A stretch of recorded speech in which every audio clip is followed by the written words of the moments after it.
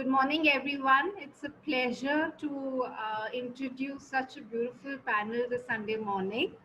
I would like to introduce Professor Anita Ghai. She's an academician, an advocate, a leading figure of the women's movement.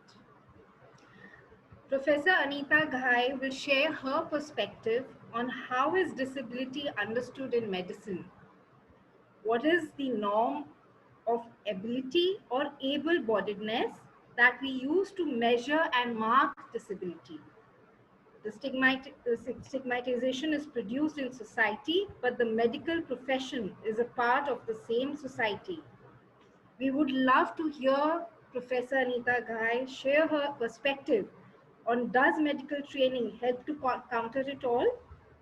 Disability in India first is a charitable category tied to karma, she says, and medical as a cure is ultimate. I welcome Professor Anita Ghai. We would love to hear from you this morning. Thank Uh, you. After Professor Anita, Priyanka Padhi will speak on her vision, on her work with children with chronic illness conditions and issues of educational and social inclusion of with disabilities. She works as an assistant professor at the Department of Psychology, Lady Shri Ram College for Women. Welcome, Priyanka. It's a pleasure to have you and to hear you this morning. Now I introduce Ashika. Zia, could you share the next slide, please? Good morning, Ashika. She's a PhD, a research scholar at Ambedkar University, Delhi.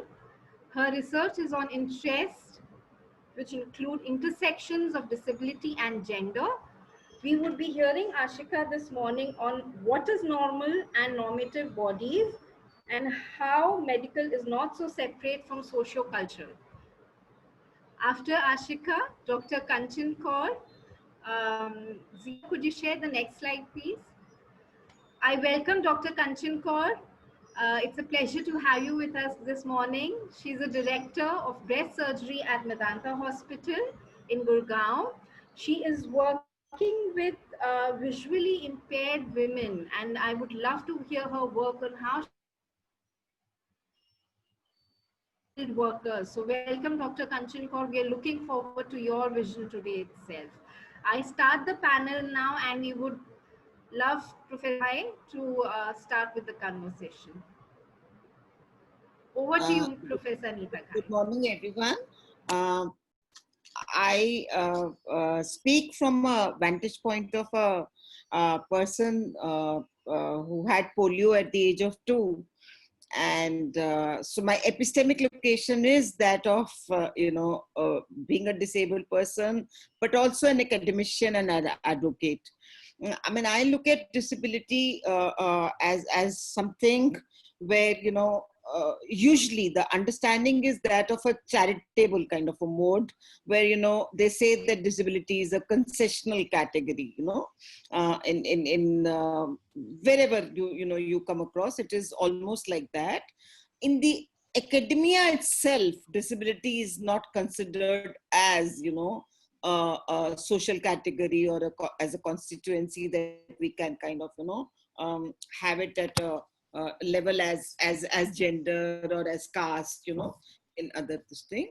Within the medical model, I think, or within medicine, disability is an objective condition inherent in the individual in the form of physical, intellectual, or emotional aberration or pathology.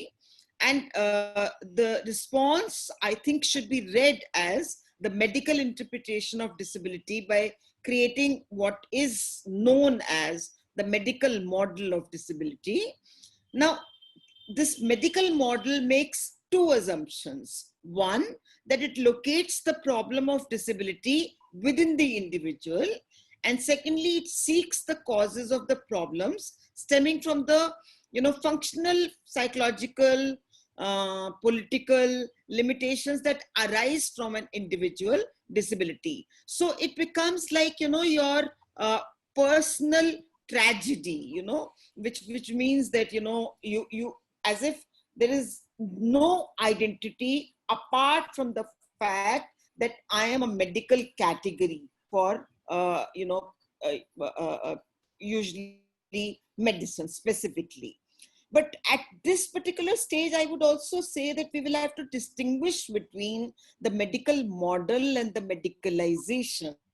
Because as I have grown up, I mean, I realized, like, having had love affairs with a lot of doctors. I mean, in the sense of, two open heart surgeries, a breast cancer, one realizes that one cannot give up on medicine totally. I mean, like, you if you have to survive, you actually do need medicine in that particular sense.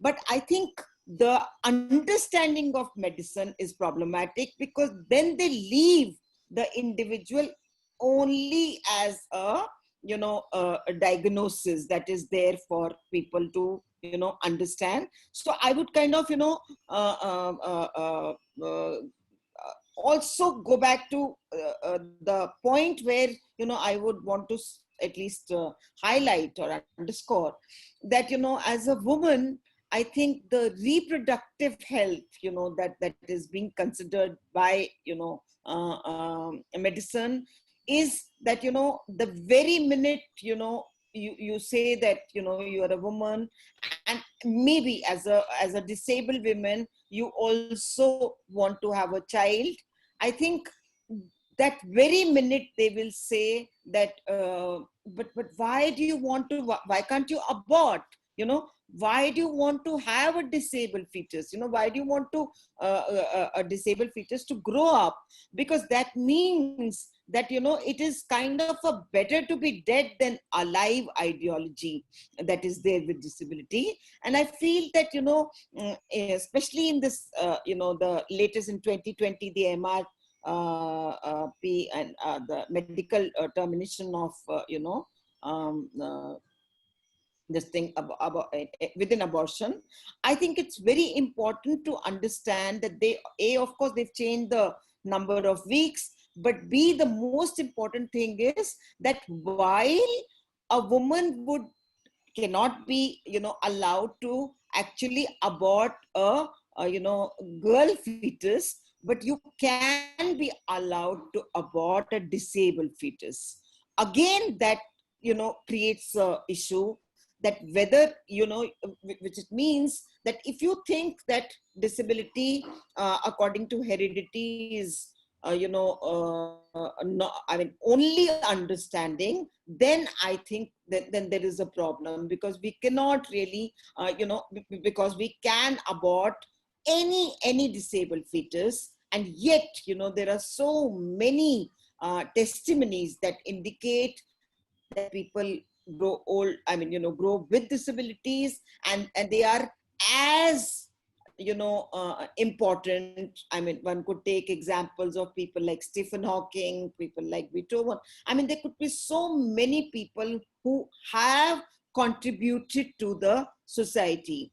But when we kind of think of it as a negative identity, where we say that it's a personal tragedy, then I think the social model of disability doesn't really come in. And the social model feels that when I say that I'm a disabled person, I always say that I'm disabled by the society, and I'm not disabled by medicine or anything. It's actually because I have not been given the playing field in which my impairment can only become a part of the diagnosis, and not really a reality of my identity as a person, as someone who can like, for example, I teach. I mean, I'm fond of anything and everything in life. So I think that something is important, where I feel, and more so because I would really want to end maybe with that very often they've thought that once you have been diagnosed as a disabled person, then your sexuality also has been given up. They almost understand it as asexual or hypersexual when you talk about intellectual disabilities, in that particular sense. So, and mental illness, So I want to kind of emphasize that we must think of, an epistemology of disability, a knowledge production of disability that actually enhances our understanding that, I often use that temporarily able-bodied as kind of an indicator to the fact that the precariousness of an individual is there in everyone, and anybody can suffer, and disability can happen to anyone at any time. So I think when we say that you all, I mean, when the audience that thinks is normal, I always say that they are temporarily able-bodied, because disability can happen to us at any particular point in time. And I would kind to take up examples of, like, landmines, disaster, both man-made as well as natural, and, the pellets in Kashmir. I mean, these are all examples, where it's not really a medical category. It's also social and political category that needs to be kind of underscored and highlighted, And I feel that because we are not considered as citizens of this country, where, one doesn't like become a kind of a vote bank as maybe the other constituencies are. So the playing field is never there for people with disabilities, which I think we need to really enhance. Thank you so much.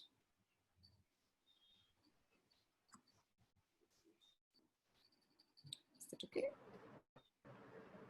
Thank you, Professor Anita. It was so enlightening to hear you this morning. Thank you so much. I would like to move to the next panel member, Priyanka. Would you be kind and start with your conversation? We'd love to hear from you. Yeah. A very good morning to everybody. I think it's been wonderful, such a wonderful opening note by Professor Anita Ghai, who also is my teacher. I have studied from her. I have been a learner in her classrooms. So it's so wonderful to hear ma'am, and it really feels like being back in her classes. So thank you, Professor Anita Ghai, at the outset.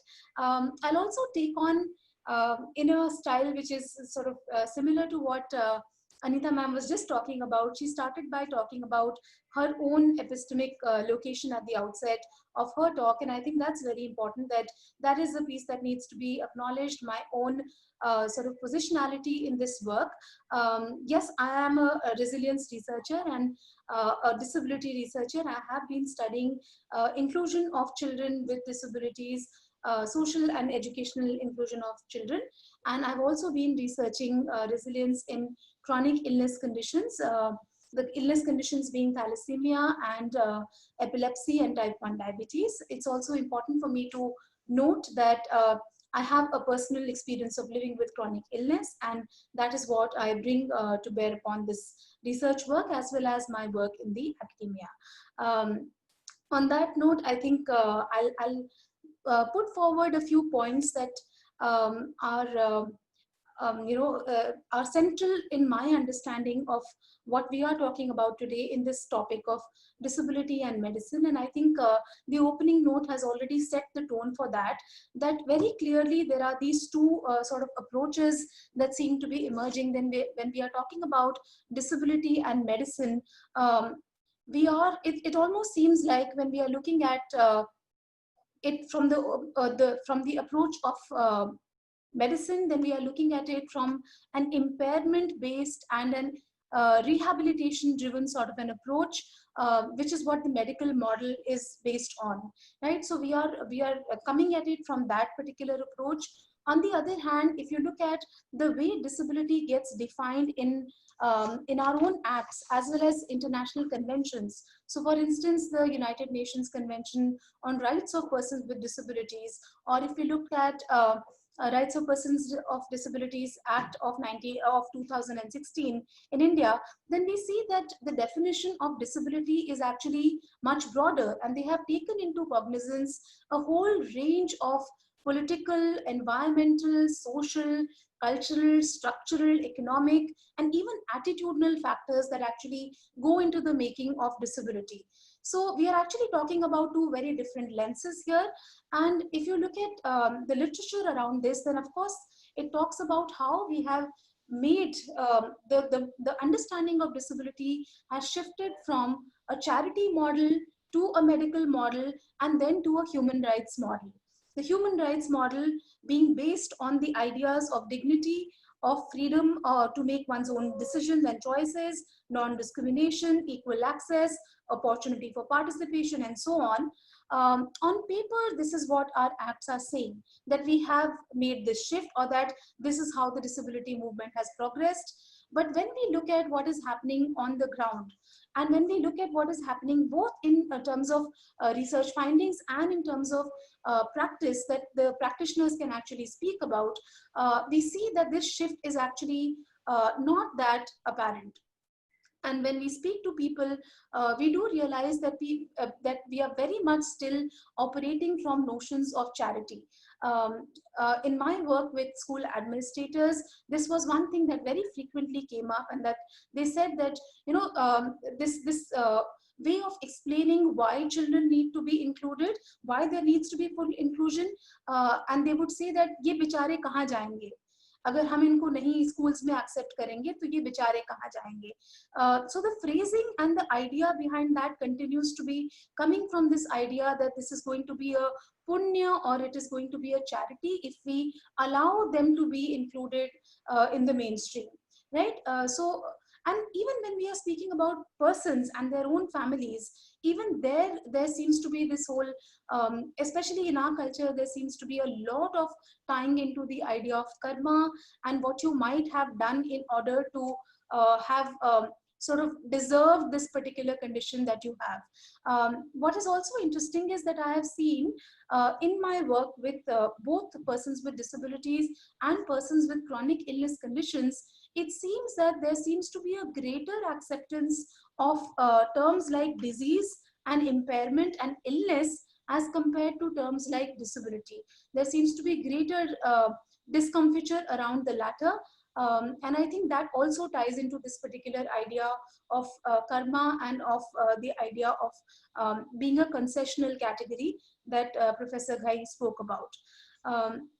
It's interesting for me to also, and we keep circling back to this in our previous conversations also, we have spoken about the semantics and the importance of semantics in any particular discipline or any particular discourse. Earlier when we were talking about PCOD, we were again talking about the semantics of it, and I think that's something that bears a lot of, sort of, we need to think more about the semantics of disability also in this conversation of ours. Language can be clarifying and empowering, but equally it can also be very, very stigmatizing, patronizing, and laden. And that's something that I have come across repeatedly in my own research work. In fact, two of my young students who are activists, disability activists in their own right, have been very illuminating to me. And they speak of two approaches. One is a person-first approach, which is to say that persons with disability, or an identity-first approach, which is to say disabled persons. And again, more and more we are gravitating towards a person-first approach. There seems to be some degree of discomfort in using an identity-first approach. And we need to think about where is that discomfort coming from. In the recent times, we have seen that there has been this new word that has come into our vocabulary, which is Divyangjan. And this has also created quite a degree of this debate around this idea. So, for instance, the National Platform for the Rights of the Disabled very clearly took a position against this particular idea, because again, this ties into when we say that the Divyangjan, we are invoking the idea of divine, and we are saying that certain bodies are divine. And if you think about it, then what does it mean to be divine? There is again that idea of othering. There is again that idea of making something otherworldly and making something which is a deviation from the norm, and making something which is special in its abilities. So problematizing of these terms is also very much a part of our discussion of disability and medicine. We should be thinking about what does it mean for this particular population when we have these shifts in nomenclature. Um, this brings me to another point that I want to talk about, which is how aware is the medical fraternity actually about these shifts that are happening in discourse, that are happening in, say, disability studies. Uh, it almost seems like different disciplines operate in their own watertight compartments, and that medical practitioners and the medical fraternity gets a certain amount, a certain kind of training which orients them quite clearly into the medical model. And they look at disability in terms of the biological features and the biological presentations of it. They look at it very much in terms of impairment that it causes for the body. And they look at it from a lens of rehabilitation. What can we do in order to reduce the distress of the person before us? Um, do they actually take into consideration these larger issues of how the society is creating that disability, or how structural barriers is another term that comes across frequently, that one would come across frequently in the literature on disability, again talking about how it is the structures around us which are disabling, and that not the individual who's actually disabled, right? So are medical practitioners really aware of this sort of a idea? And if they are aware, are they able to really use it in their practice? Are they able to approach their patients using these lenses? That's something that I have not really witnessed. There are certain medical practitioners, and I know that I would be cautious about generalizing. There are people who are keeping this biopsychosocial sort of an approach, and who are actually looking at disability and chronic illness from a wider lens. But yes, even so, the medical model and that narrative continues to dominate, and most medical practitioners are still approaching disability from that particular lens.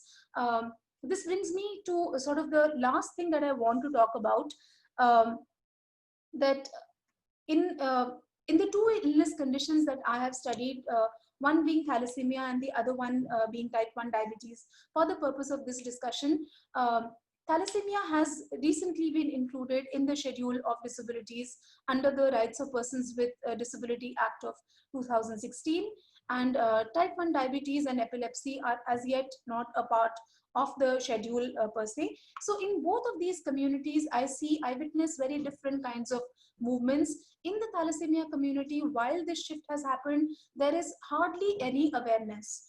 The patients and their families barely know what it means that they have been placed in the schedule. What does it mean for them from a lived sort of a position? What does it mean in terms of the constitutional provisions that are now allowed to them? There seems to be very little awareness around this. I think it pretty much boils down to reservation, and it pretty much boils down to getting some sort of a certification done for the purposes of employment and so on, which is a very limiting and a very narrow way of understanding what this actually means. And that's an area in which a lot of work needs to happen in terms of awareness, in terms of capacity building, and in terms of actually enforcing what has been made available by the law. So that's one very important thing. So one of the things that we are struggling with in the thalassemia community is the certification process itself. The process is so complex. It has not been streamlined. We are well 3 years into the introduction of the act, and even now there seem to be 1,000 different ways of getting this done, but not one of them is absolutely clear and accessible to people. And also in terms of certification, there is a requirement of something called a benchmark disability of 40% requirement, which is further causing confusion, because what does it mean when you say 40% of a chronic condition like thalassemia? It is a genetic condition. People are born with it. So when you are giving them certificates which have a limited validity of 1 year, what is it that you are trying to say? It's not a reversible condition. It's not something which is going to change within a year's time. And yet there are all of these procedural hoops that people with thalassemia and their families have to continually jump through in order to actually get these certification done. Um, So then the question about what does it mean, this benchmark disability, and how do we do this determination of benchmark disability, and the very important question that will the determination be purely medical in nature? Because if we are saying that disability is more than medical, if we are saying that disability has all of these social and structural issues alongside the medical ones, then how do we do the determination of that 40%? That becomes a very, very pertinent question for this particular community. On the other hand, I look at the type 1 diabetes community, and I think we've had previous conversations on this platform about that there is a lot of debate, there is a lot of actual, the community itself seems to have a lot of opinions and ideas around this. On the one hand, I have met people who feel that this is essential because it would ensure certain constitutional protections of rights, and again, for equal participation, non-discrimination, these are essential steps. But on the other hand, there is again that whole push and pull about whether we are disabled. So there seems to be that discomfort. Why do we want this term to be? We do not want this term to be attached to us. Yes, there are difficulties. Yes, there is distress. Yes, there is disease. Yes, there is illness. But we do not want to be labeled as disabled. So that debate and that sort of conflict seems to be very much dominating the scene as far as type 1 diabetes is concerned. I'll rest here for now. Thank you. Thank you, Priyanka, for your insights. And it was lovely hearing about thalassemia and how parents are struggling to get these certifications and making schools understand. So this is of personal interest to me, and thank you so much for sharing those insights with us. Now I would like Ashika to speak, and then I'll wait for Dr. Kanchan Kaur to come online again. So Ashika, we would love to hear you this morning. Hello, everyone. So, firstly, I would like to thank Professor Anita Ghai for setting the tone, and also Priyanka for giving a crisp yet illuminating trajectory of how the disability politics has moved, and what are the recent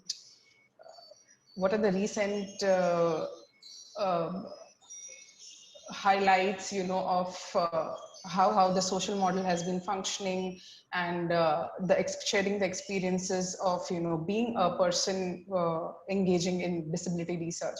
So I also come from a sort of a person who had a temporarily able-bodied, like how Anita ma'am mentioned.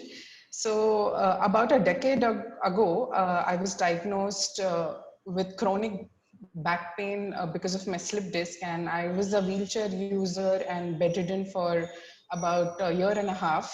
And while I went back to resuming higher education, I was placed in a hostel block which was specifically meant for people with disabilities. So that was my entry point into the world of disability. So I also keep saying how there are disabled people around us, but how we are living in our own bubble. So people are constantly only limiting the socialization to able-bodied people or people who are similar to them. So that is how I entered the world of disability. So I have been also engaging in research with young women with visual disability, and my PhD also revolves around talking and understanding experiences of young women with visual disability. So I will be talking from that standpoint. I would like to what Priyanka was highlighting, about the difference between impairment and disability. The first term coming from a very medical approach, the impairment of a body coming from a medical understanding of our bodies, and how it has moved to an understanding of disability coming from a social model disability. The argument that I make is also that these two terms are not very separate from each other. And every time we refer to a person with disability, or when we talk about getting a disability certificate, it is always falling back upon the understanding of a body which is not normal, which is different from how the other bodies are. Hence, we are always falling back into scrutiny by the medical experts, where our bodies are constantly being examined, constantly being diagnosed of a disorder, and hence, once that establishment is made as a different person, as a person who's deviating from the normal, we are only then understood as a person with disability. Of course, there are now there are talks about disabilities which are not uh, visible and invisible disabilities, where also disabilities that cannot come in the purview of so and so percentage of disabled. But still there is, when you're going to get a a disability certificate, there is always an examiner who would put you through that scrutiny, and then your body gets tagged as itna percent disabled, and that gives you that remains with you throughout your life. And what I'm wanting to say is that even when the disability politics has moved to social model, and now we are also talking about the reality of the body and the pain of some people with disabilities feel, we are constantly referring to an understanding of an ideal body.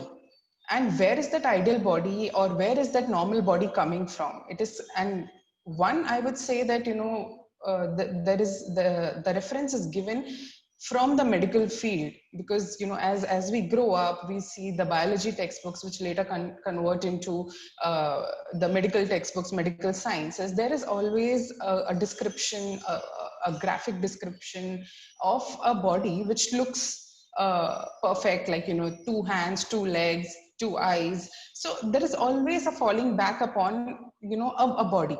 But here I'm also making an argument that it is not always that any body which is deviant from the normal is looked down upon. So say a body, and especially for women, there are so many standards that they have to adhere to.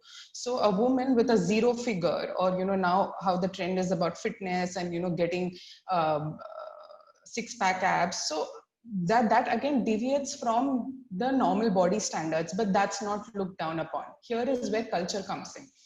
Here is where the socio-cultural understanding of the body comes in, because a body with a 6-pack abs is also deviant from the normal body that that people generally see. But this is again on the positive side, and it will never be looked down upon unless the culture changes and comes with a different norm.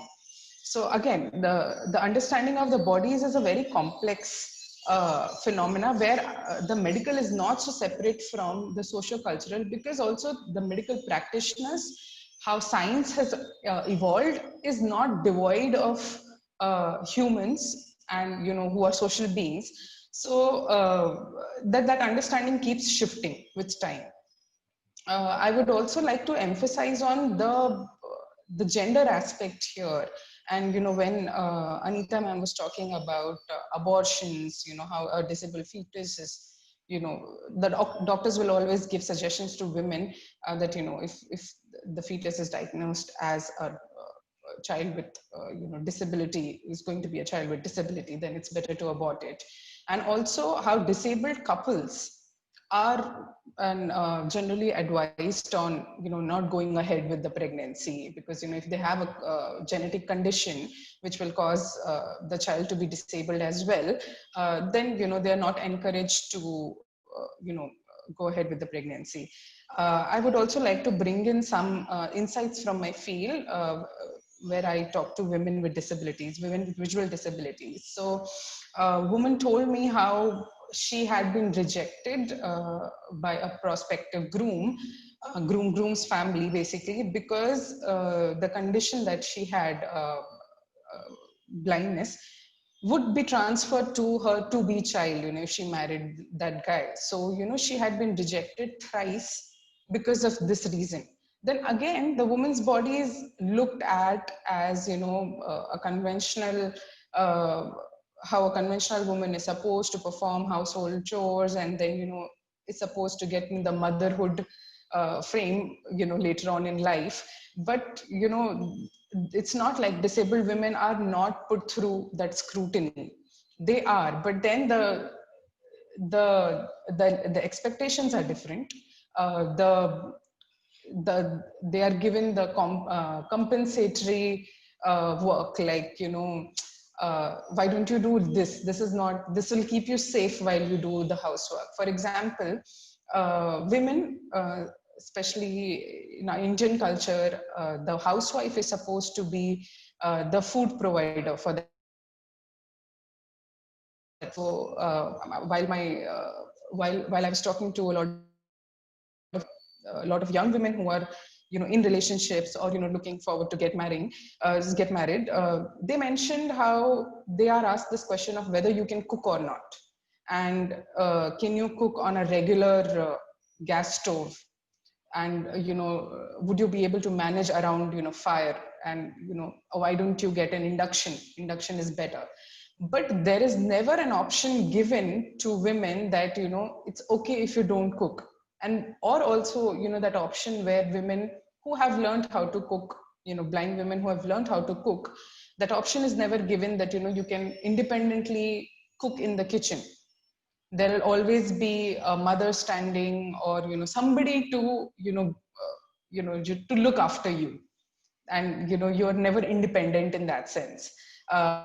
This is only about, the household chores. But other than that, also women who are a young, sorry, I was going back to, the talk of abortion, how a young couple who are, expecting a child, both of them with a chronic condition of blindness, they themselves have doubts whether, this child should be brought into the world, because, they say that, we are living fine, we are doing fine, we are both established in our respective careers, and, we are earning well, we have a good life, but we have also gone through struggles, and I don't know whether we would want our child to go through the same thing.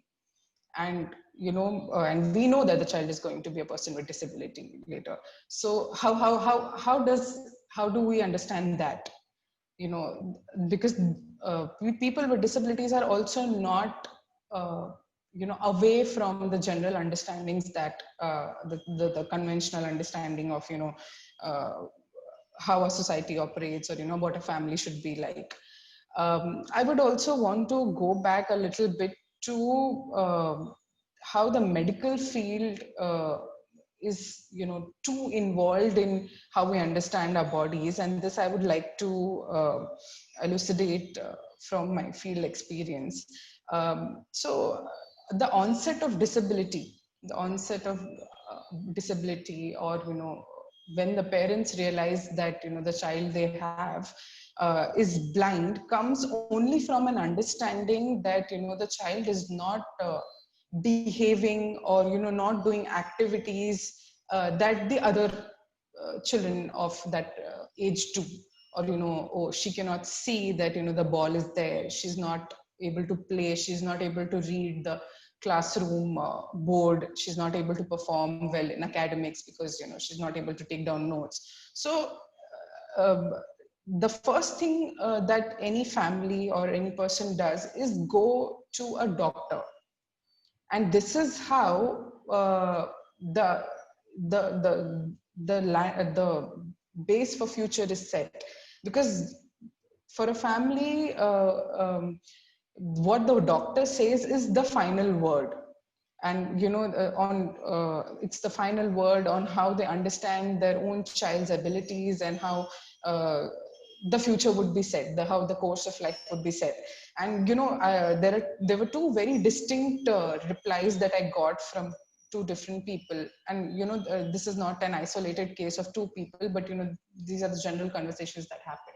So for a person who was about 4 years old and was not able to catch the ball when the other sibling was throwing to her, parents panicked and went to a doctor, got all eye tests done, and uh, they said even in the classroom she's not able to grasp what the teacher is saying because she cannot read on the blackboard, she cannot read the text on the textbooks. So the doctor said, after all the tests and after she was diagnosed as a person with blindness, the doctor said, इसको पढ़ाने की जरूरत नहीं है, आप इसको घर पे रखिए, इसको आराम करने दीजिए, और घर के जो भी थोड़े बहुत काम कर पाती है, let her do that. There is no need for her to be going to school like other. And this is a doctor's verdict on how the person's life should be based on a diagnosis that her vision was not normal.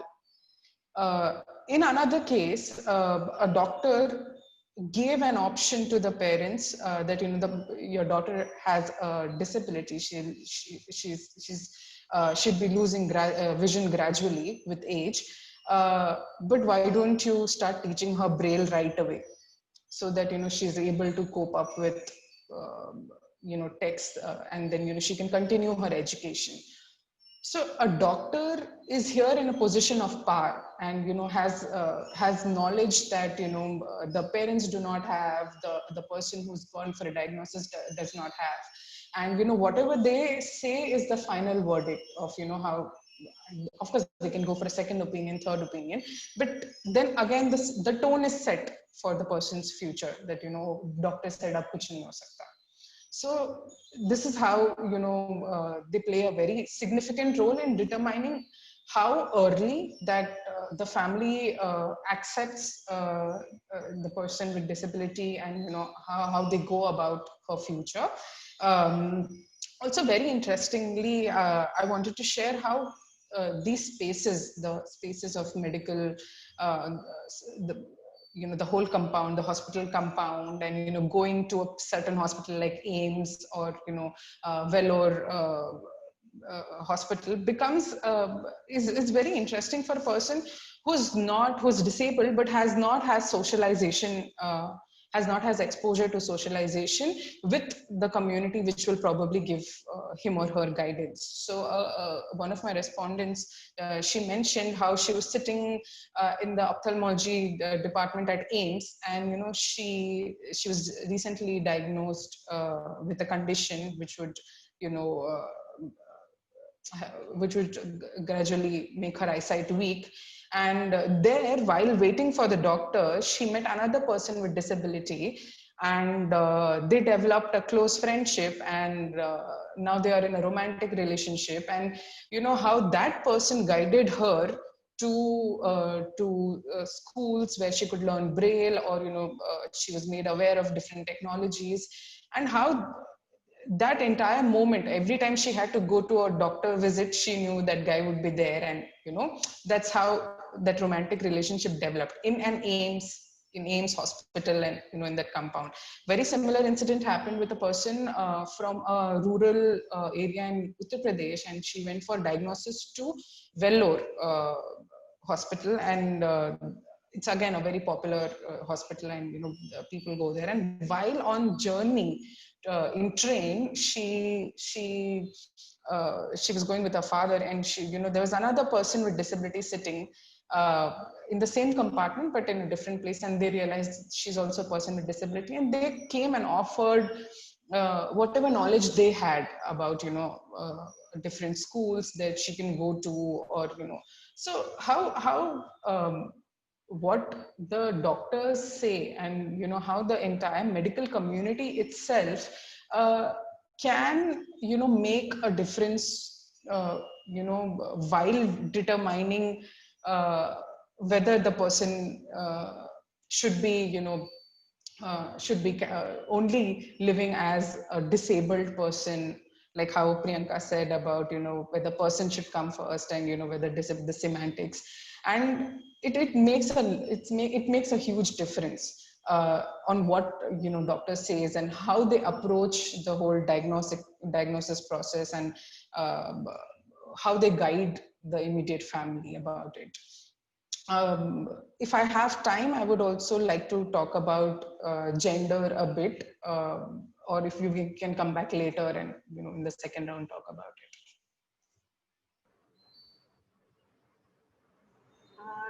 Thank you, Ashika. It was very insightful. It was a pleasure hearing you. I would like to invite Dr. Kanchan Kaur.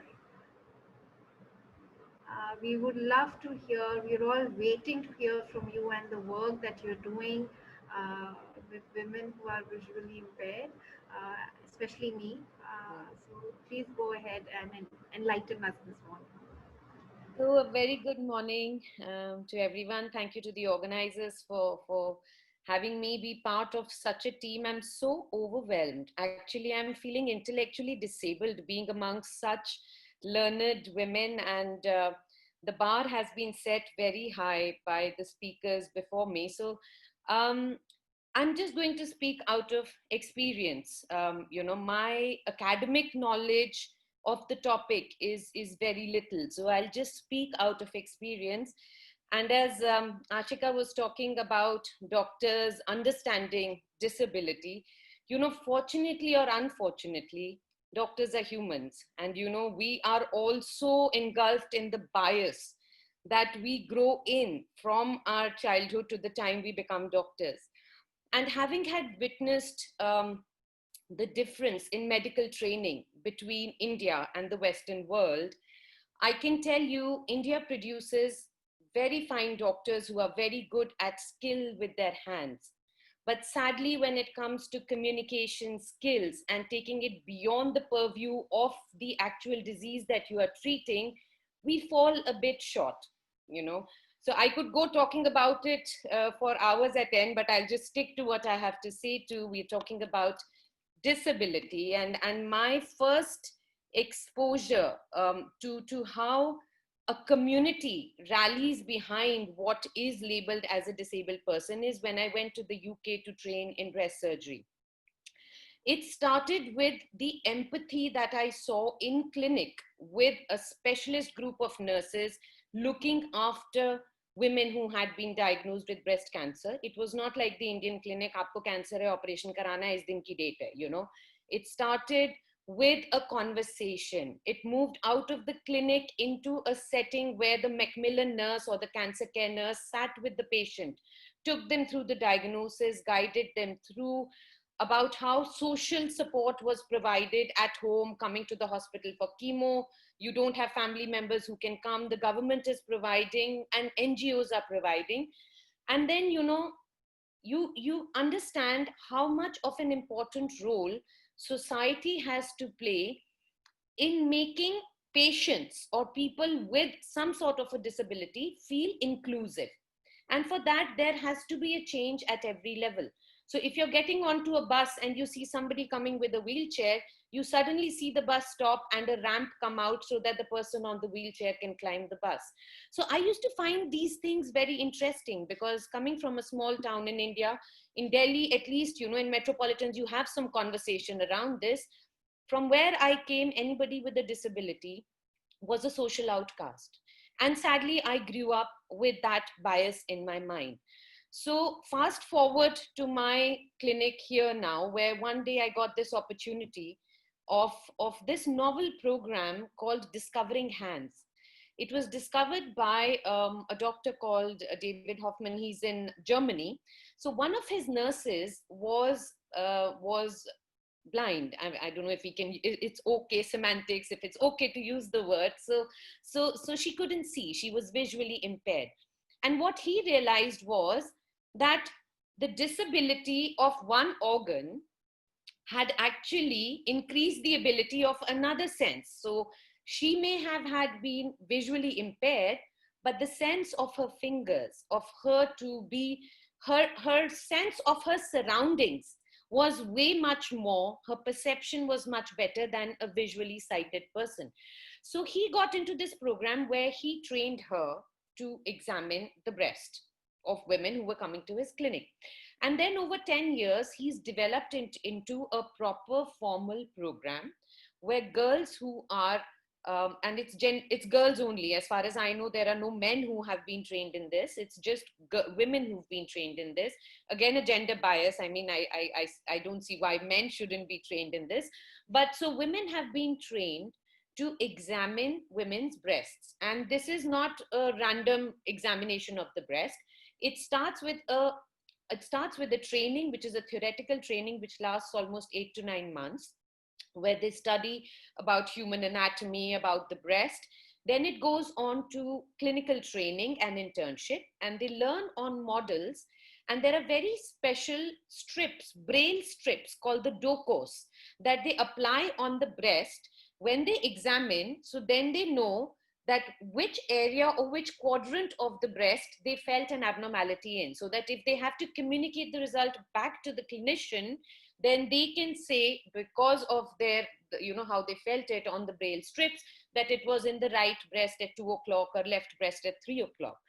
And for nipple discharge that they can't see and something that has to be seen, there is cotton which is placed over the nipple.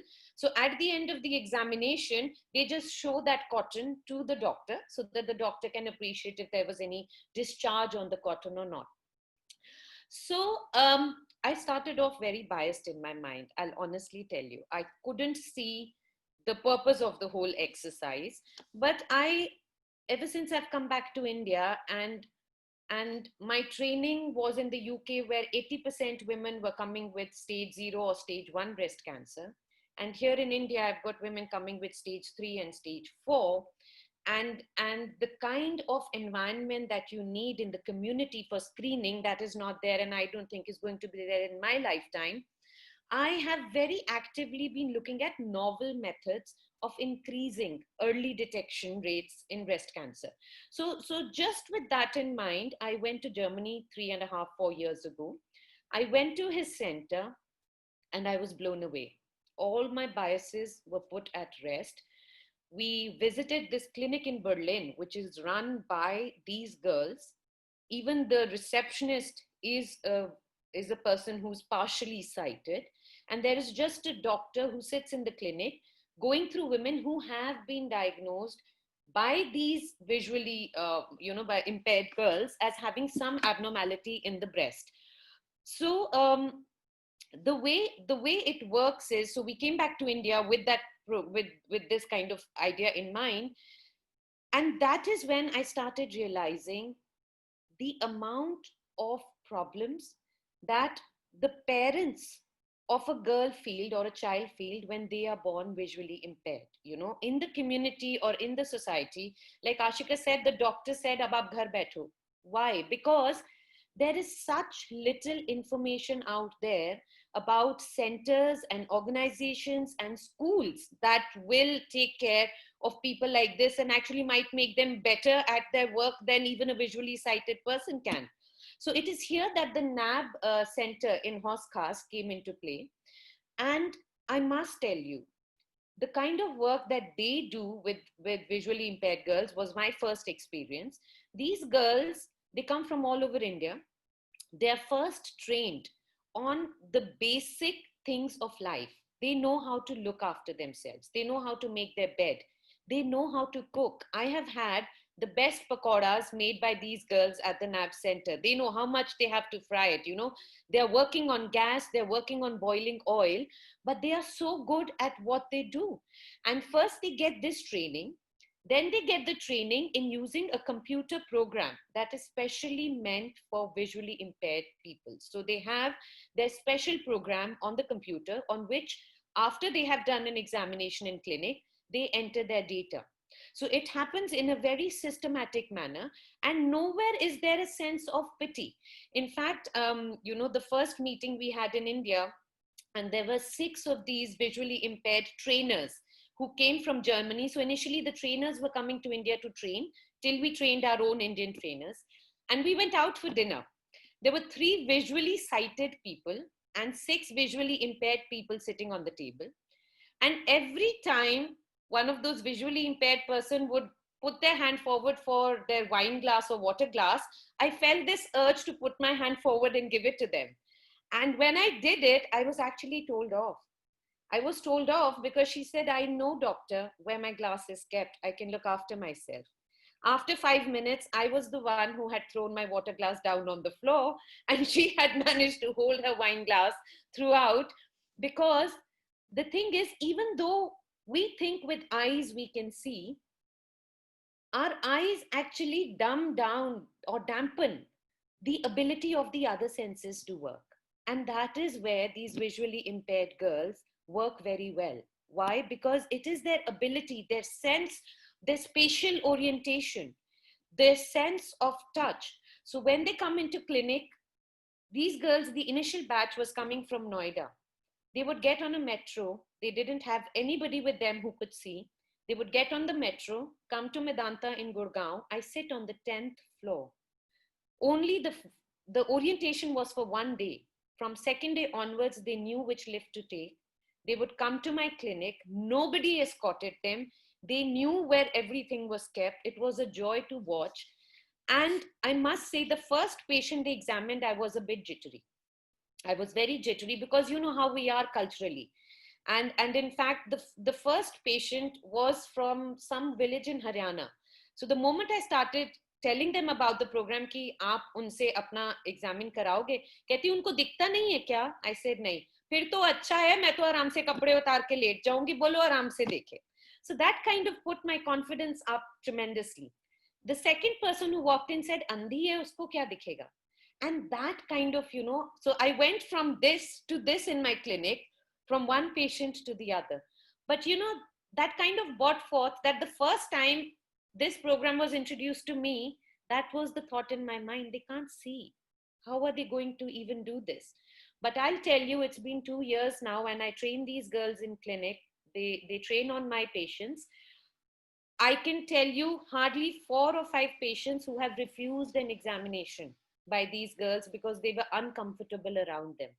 The rest, all of them, have spent full time getting themselves examined, gone back with really good feedback, and the tremendous confidence that I have seen these girls grow with. I remember one of these girls was not born blind. She was a gold medalist doing BA in somewhere in Mathura, I think. And she had this medical condition that she lost her vision over the next 6 months. So to go from being a very, very accomplished, young, beautiful girl with a boyfriend to being somebody who couldn't see, she was actually in therapy for 6 months. And then this program came her way. You have to see this girl to believe her now. She's full of confidence. She can show light to the whole world. And this is what I was saying. I used to think that, I am going to be teaching these girls something, but it's been the other way around. They need no help. And that goes a long way in saying that if you provide the right kind of environment, the right kind of training to people who are disabled or differently abled, it goes a long way. It's like if you have a kid and you don't teach them ABC, then when they are 15, you say, ye to unpad hai, isko to padhna hi nahi aata. Well, because you didn't teach them ABC. Similarly, if somebody is born visually impaired or with a disability, you teach them to work around their disability, they can go a very long way. And that has been the biggest learning of my life. And this is what I tell these girls. They're all like daughters to me now. We are on our 3rd batch this year. And we've now got girls from Nepal. I'm training a batch of girls from Nepal now who are going to go back and start their clinics. But what I have realized is that my entire medical training was very bookish. It didn't prepare me for the real world where cultural influences, psychological influences, social factors, financial factors weave such a web around the medical condition that if you are not taught as a caregiver or as a doctor to look at all those angles, you will end up actually messing it for your patient for life. And I really think the point that Ashika said is extremely important, is that as a medical community, we need to be sensitized towards these issues. In fact, in England, if you take your MRCS or surgical exam, there is a communication skills bay where they give actors, and you have to, so one actor will come and be the difficult patient, and one will be the patient who's only crying, and how you deal with them. And you're marked for each table. There are 6 tables of different patients who are actors, and it's really difficult to get through the communication skills bay. If you fail your communication skills bay, even if you have scored 100 in your theory, you fail the exam. So that communication skills bay is given so much importance. And I know I've deviated a bit from the topic here, but working with these blind girls really taught me that. Because I remember going into that first meeting with such a bias in my mind, I'm wasting my time. These girls can't see. How will they examine? How will they note down their findings? How will even my patients accept, being examined by women like them? But it's been such an eye-opener. I was the one who was blind, and I'm the one whose eyes have opened now. And seriously, it's been a treat to listen to all of you speaking here about how you're working towards making the society a more inclusive and a better place for these girls to be in. Thank you. Thank you, Dr. Kanchan. It was an experience hearing you, and I would share a friend of mine who literally dragged me to one of these camps. I didn't go, my fault, but she did. She was worried about a lump in her breast, and there's a camp in Gurgaon, and by the visually impaired skilled workers, and she shares this experience with me, and she's quite a joy right now. So thank you, Dr. Kanchan. I would love that everybody sums up their conversation. So Professor Anita, are you there? Anita ma'am? I think Priyanka, you could take the lead and sum up the conversation. Ashika and Dr. Kanchan would follow. Thank you. Anita ma'am is here. I'm there. Oh, ma'am, we would love to hear your concluding remarks. Yeah, I think everybody has spoken, I think, very well. But I think one thing which we can, of course, Dr. Kanchan has had a UK background and has had that, and of course, experience is more important, like she said. I think both knowledge and experience is important. And as far as pedagogy is concerned, I feel my request would be that in medical training, disability per se does not come into it, So I think the structural barriers which are there, because I had a breast cancer, breast cancer. And of course, I had a wonderful doctor. But the thing is that, my mother, who was 75, who was looking at me in one particular, in the hospital, I just couldn't enter the toilet also. Though I have a motorized wheelchair, I'm completely independent. But because and it was Rajiv Gandhi, which is a premier institution, right? Okay, but I couldn't really, enter. So I think the structural issues are very, very important. And out here, I want to give an example also of the gender part that Ashika was trying to kind of say. I went, not now, I earlier had gone for a mammogram with my friend, and it was her aunt, I think, who was the doctor. So we went and we got our mammogram done. And then I was waiting and I said, where has my friend gone? So they said that, well, she's gone for the pap smear. So I said, but then shouldn't I also go through a pap smear? So she said, no, you are not married. Now, the very idea that, first I will have to tell her that if I'm not married, then I can be, active sexually or not active sexually, because the culture out here would not respect that in that particular sense.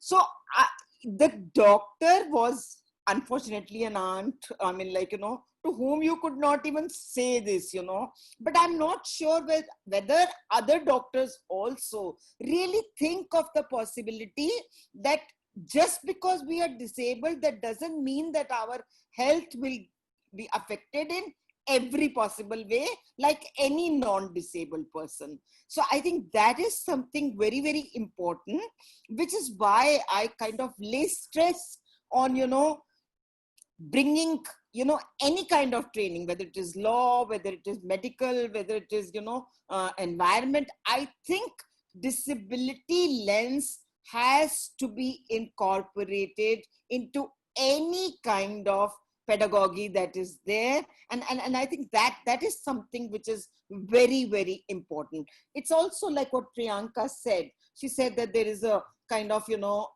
education in itself is problematic because we are sandwiched between MHRD and, the social empowerment. So you have some inclusive education and some, of course, the special schools and all that. Now it's okay, you can have a special education, but how would you really go out and be part of the society, where you can be considered as a quote unquote, I would say, normal person, because, I don't think there is anything called normal, in one particular sense. And also, this whole thing of going in for a designer baby for kind of, like what Ashika said about the ideal part, that, the perfection, which is there.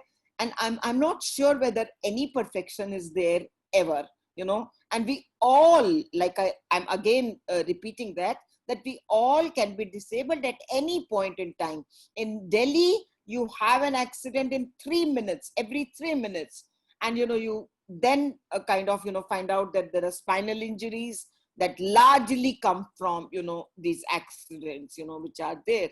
So I think we need to have, like what Priyanka said, and Dr. Kanchan, of course, with her experience, has accepted the personhood of the person who was called or considered as blind, because you actually gave a playing field to them. You said that it is possible, and you obviously would never say no to that. But for that to start, I think we need to really, when you said this UK versus India, where you said there's 6 people and you could have had one of the disabled there. But, even like, in India, I don't think that they would ever try that, And also when Ashika spoke about the certification, it is so humiliating, because when they take a certificate, you have to take your shirt up so that your calipers are clearly indicative to whatever.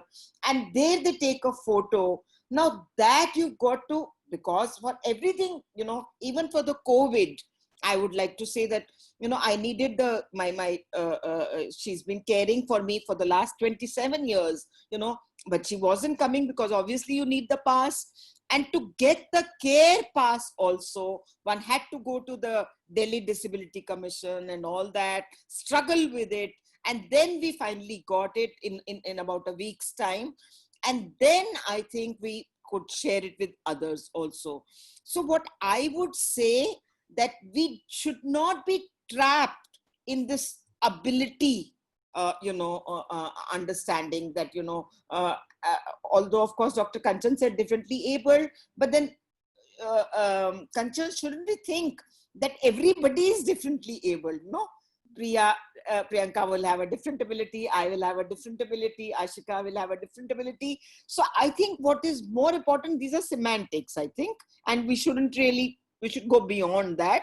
But I think to really understand the knowledge production and how we can actually share it in almost all the disciplines that we are taught in school, in college, at the higher education level.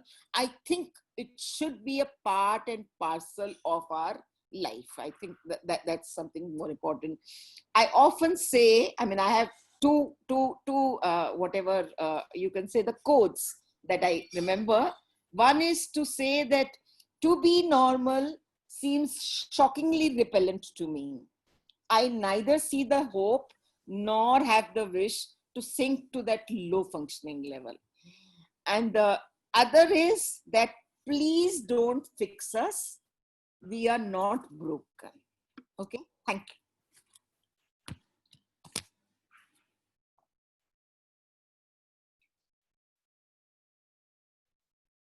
Priyanka, could you please follow up with Anita ma'am and sum up with Sure. the Thank you, conversation? Tina. Thank you. Thank you so much. A couple of things that are really coming to me at this point after listening to all of our speakers today. One very important sort of consideration that how ironic is it that our training and our education is so compartmentalized and tends to look at the whole human in such divided ways. It tends to look at the person as a biological entity and keeps out this entire social and all the other cultural and so many other important aspects that actually go into making of the whole person. And then when we are talking about the experiences at the lived level, then we are realizing that only one little part is getting addressed, whereas all of these other parts are going unaddressed or are being addressed in ways that are not really facilitative in nature, that are actually causing greater ambiguity in terms of understanding one's own identity, in terms of really positioning oneself and coming to a better sense of one's abilities and possibilities. So that's one thing that is really striking to me, and I think that's where I would place Professor Anita's very important suggestion that this disability studies have to become a part of the academic training of medical professionals, because lived realities are not so set apart, they are not so divided. The human as a whole is something that medical training should be preparing medical practitioners for. And I think there has to be a point by which we stop saying, well, this happens in the UK and this happens in the West, but it doesn't happen as in India. It can happen in India, it must happen in India, and we have to make it happen, which means that more and more professionals and more practitioners have to develop this consciousness that we need to step out of the definitions that are so limiting in nature, and we need to take the broader sort of considerations into mind. And so it's been lovely listening to the initiative that Dr. Kanchan spoke about. And that's just one of the examples of so many ways in which we can actually broaden our understanding and go from a perspective which is very limiting to a much broader one. So, so this team approach is something that I think we really need to sort of, lobby harder, much harder for. We need to have, like there are nurses in that context, we need to have trained allied professionals, we need to have a team approach, and it cannot, I fully appreciate the fact that probably just the doctor, the consultant cannot take care of all of these things. There has to be a team approach, and it has to happen now, and it has to happen in India as well. So just that's my concluding thought. Thank you. Thank you, Priyanka. Thank you, Priyanka. Ashika, we would love to hear from you. Yeah. So I would also want to talk about how, as persons who are called normal or non-disabled, what can be done? I was very impressed by how Dr. Kanchan Kaur was very reflexive about her own journey on how she met people with visual disability, and then that how she understood that people with disabilities are also capable, or they have the abilities to perform, or to be just like the normal.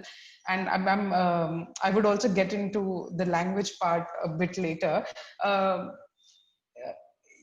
I would also say that this happened because as children, or as people who are in higher education, we are not used to meeting or socializing with persons with disabilities.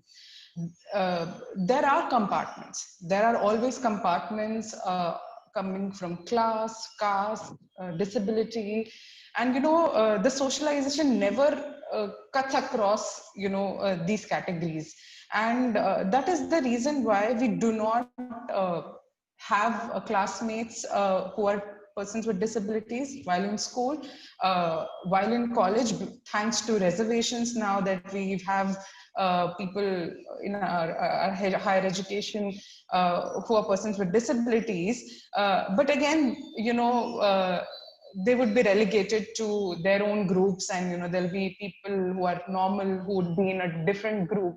So this interaction has to happen, and I don't know whether it can be forced, or whether it will come about after sensitizing people. And the startling expressions that people give, and even I gave at one point, when you said, oh, this person is disabled, but she's totally normal, she's doing everything normally. And so this has to go away. And this is coming only because we have an understanding that this is how normal bodies are, this is how they look like, this is how they function, and this cannot go beyond that kind of understanding. So one of the things is having inclusive setups, including schools, inclusive higher education spaces, the workspaces which are inclusive, so that more and more people with disabilities are a part of our everyday life. Uh, we do not have people who are part of our everyday life who are persons with disability. And why is that? That's the biggest question. Why is it only when there are conferences specific to disability that persons with disability would come and speak? Or why can't it be everywhere? And this is how we get the disability perspective into every segment of our life. And talking about semantics, this I would also be a little reflexive on how I reached upon the term persons with disability. So we're not made aware of whether it's okay to call a person blind, or whether it's okay to call a person visually impaired, or visually disabled, because we are not aware of the disability politics that has evolved in the last 70-80 years. So I would say that I have met people who are not coming from an English upper class background, and our Hindi is their mother tongue, and that's the language. So they do not use the term persons with disability, and would rather speak of them or identify as Drishti Badhit. There are people also who were okay with being identified as Divyangjan, because the Hindi language does not have that kind of has not grown in terms of the trajectory that disability politics has taken, which English language has, like whether it's a person who's blind, visually impaired, visually challenged, person with visual disability. So how we judge ourselves about using those terms is very important. We have to put in a little bit of effort to understand what these terms denote, what paradigm or what perspective they are coming from, whether it's a medical perspective. And what is most important is that how is the person uh, experiencing that term, whether the person himself or herself is comfortable being called a blind person, or would rather identify as a person with visual disability, or would rather identify as Drishti Badhit. So also giving them that agency to be comfortable with whatever they are. So yeah, those were a couple of concluding remarks from my side. Yeah. Thank you, Ashrika. Thank you so much. Dr. Kanchan, sum up the conversation for us. Thank you. I want to say so much, but I just kind of building up on what my previous speakers have said. When we talk about a particular section of society, be it doctors, be it carers, be it counselors, becoming more sensitized towards dealing with people with disabilities. Um, I think we will not win the battle then. It has to start from the household, from the child who was born in a house, a normal child, being told that it is okay for somebody of your peer group not being able to see or not being able to perform the way you are performing. So like my kids, the school they go to, my daughter had a child in her class who was wheelchair bound, and the first time I saw that kid, I felt a little uncomfortable. And I'm talking of biases that I unfortunately have grown up when I was little.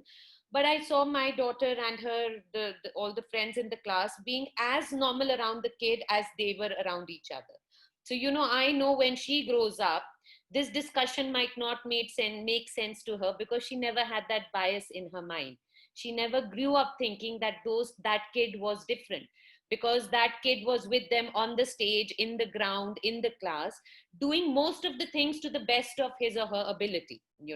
So they are growing up with that kind of an idea in mind, that yes, he or she may be different, but it doesn't mean that we can't be inclusive.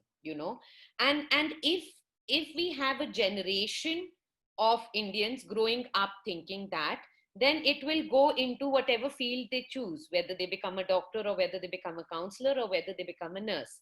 If as a bias from childhood, I have grown up thinking that a person who is visually impaired can't do this, as a doctor overnight, my impression or opinion is not going to change. So these things are things that come culturally. And when we talk of it happens in the West, why not in India, as Priyanka said? 10 years ago, I came back completely firebrand. If mammograms work for UK, why can't they work for India? And I ended up fighting with every doctor I used to meet at conferences who would say mammograms don't work for India. 10 years here, I'm much more muted. I'm much more wiser. Because for India and Indians, we have to look for Indian solutions. I tried getting a counselor on board in my clinic. People told me, ये पागल थोड़ी हुई है, इसको cancer है, हम संभाल लेंगे. आप काउंसलर के पास क्यों भेज रहे हैं? So that tag that we have associated with mental health issues and even simple things that require counselors, we don't want counselors to come into play. So it's a huge battle that we have to fight, and it cannot come unless from childhood you are taught these things. You cannot suddenly teach these things. It's only people who have some insight and grow up seeing this, as in college or during their profession, that some of them then might change. But most of us sadly won't, because that is human nature. That is something that I think for schools to become inclusive is extremely important. For us to see more of these supposedly impaired or disabled people on media is all the more important. So if NDTV prime time 9 p.m. news is read by somebody who can't see, I might as a person change my opinion towards people who are visually impaired. So the conversation has to move out of these very intellectual academic circles into the community at large. It has to move out of that for these things to really, really work. And like, whether a person who is visually impaired is happy being called blind or not is similar to what I see in clinic. A person who has recovered from breast cancer might hate the word survivor, whereas some others wear the badge of survivor very proudly on their shoulder and say, I'm a survivor. So that again is a very individual thing. And also one more thing that I wanted to sum up about when certificates are given based on disability, and you're supposed to see, sadly, as Indians, we will find a way out. So I've had patients who've sent me disability certificates to sign because they've been treated for breast cancer. And I have had huge conversations with them that I don't see this as a disability at all. How does getting treated for breast cancer make you disabled? You have gone about your routine life as normal as you have. If you've had a total breast removed, does not make you disabled. So because there are people who will find their way around the system to get that certificate, which will give them some ups, that is why the system has to be tight, so that all the boxes are ticked before the certificate is given. You go to a shop in India, they will keep your shopping bags outside before they let you in, because they're worried you will pick up something and put it in that bag. You go to a shopping area in the West, they might have some cameras. You can walk in with 20 shopping bags. Nobody's taking them away from you.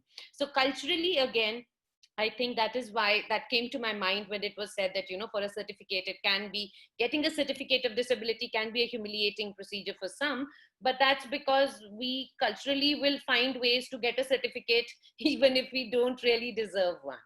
So I think it's been a wonderful conversation, and pardon me for not being as as academically or intellectually up to it with the conversations. I just spoke from the heart and from my experiences, but wonderful to be part of this. Thank you. Thank you, Dr. Kanchan. It was beautiful hearing all of you.